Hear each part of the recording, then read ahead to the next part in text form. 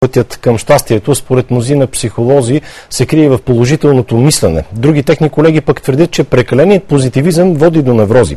За рецептите за щастие е следващият материал.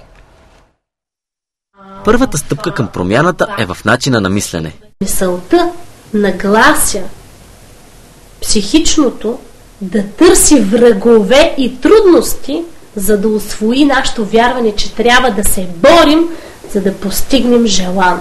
Има обаче психолози, които твърдят, че мислейки положително, можем да изпаднем в невроза. Когато биват тласкани да демонстрират положителни емоции, много скоро преживяват всъщност депресивни усещания и постигат едно прегаряне. Желанието да ни се случват само хубави неща е вродено във всеки един от нас.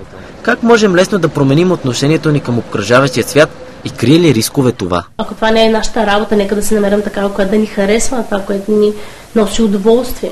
Ще спрем телевизора вкъщи, ще кажем от нея, започваме да си говорим, за да се срещнем в семейството, за да си кажем думи, които никога не сме си казали. Привидният стремеж към щастие води до изпепеляване, самоотчуждение и самоотричане.